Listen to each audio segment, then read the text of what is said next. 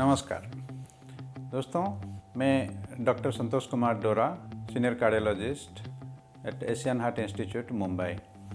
आज हम sudden cardiac arrest prevention के लिए क्या क्या स्टेप्स ले सकते हैं इसके बारे में चर्चा करेंगे।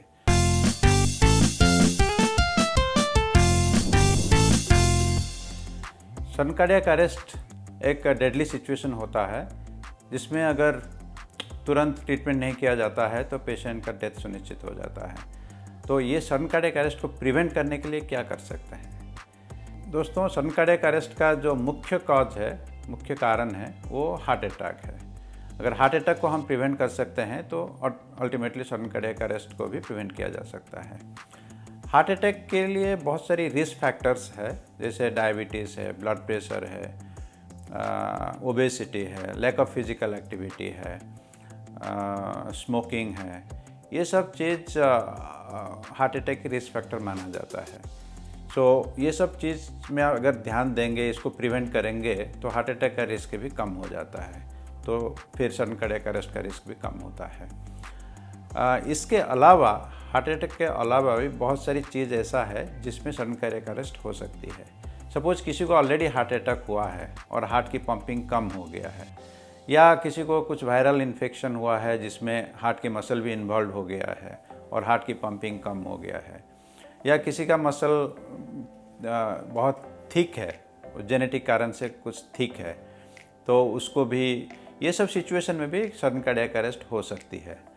और एक सिचुएशन है जैसे रिदमोजेनिक राइट वेंट्रिकुलर डिस्प्लेसिया, जिसमें हार्ट के नीचे की राइट साइड की जो वेंट्रिकल है उसका वो थिन हो जाता है सब। और कुछ चीज़ें से ऐसा है कि जेनेटिक है, family history sudden cardiac arrest का है, पेरेंट्स को हुआ है या ग्रैंडफादर ग्रैंड पेरेंट्स किसी को हुआ है, तो कभी कभी ये जो बैड जीन्स है जो सडन कार्डियक अरेस्ट कर सकता है वो बच्चों को ट्रांसमिट हो जाता है, एंड देन वो लोगों में सडन कार्डियक अरेस्ट का रिस्क रहता है। तो आपको अगर स्ट्रक्चरल हार्ट डिजीज़ है, ऑलरेडी हार्ट अटैक हुआ है, या आपकी किसी रिलेटिव को ऐसा हुआ है और हार्ट की पंपिंग कम है, या और कोई कारण की वजह से स्ट्रक्चरल हार्ट डिजीज़ है, तो या family history of sudden cardiac arrest हुआ है, तो risk of sudden cardiac arrest रहती है।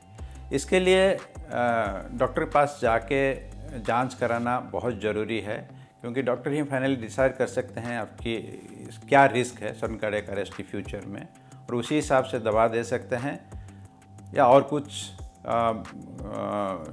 आपको बता सकते हैं कि जैसे सडन कार्डियक अरेस्ट को प्रिवेंट किया जा सकता है।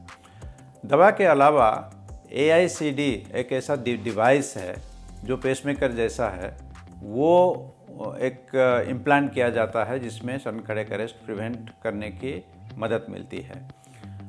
वो डिवाइस क्या करता है? वो डिवाइस वो हार्ट के एवरी बीट को वो मेज़र करता है, देखता है हार्ट बीट ठीक ठाक है या नहीं। आपको जैसे मालूम होगा कि नॉर्मल हार्ट बीट 60 to 90 पर मिनट है। अगर डिवाइस को मालूम पड़ेगा कि हार्ट बीट नहीं कर रहा है, या हार्ट बीट ऐसा बहुत तीव्र गति से कर रहा है जिसमें हार्ट फंक्शन नहीं हो पाता है, तो डिवाइस इमीडिएटली एक्टिवेट हो जाता है और पेसिंग से या शॉक दे के हार्ट बीट को नॉर्मल करता है। सडन कार्डियक अरेस्ट प्रिवेंशन करने के लिए AICD भी एक AICD का मुख्य भूमिका है। तो लेकिन किसको चाहिए किसको नहीं चाहिए वो डॉक्टर ही डिसाइड करते हैं। तो अगर स्ट्रक्चरल हार्ट डिजीज़ है, या family history of sudden cardiac arrest है, या जेनेटिक कोई कॉज है, तो फिर डॉक्टर से सलाह लेना ज़रूरी है। तो दोस्तों, ये जो सडन कार्डियक अरेस्ट प्रिवेंशन के बारे में बताया, उम्मीद है कि आपको पसंद आएगी। Thank you very much.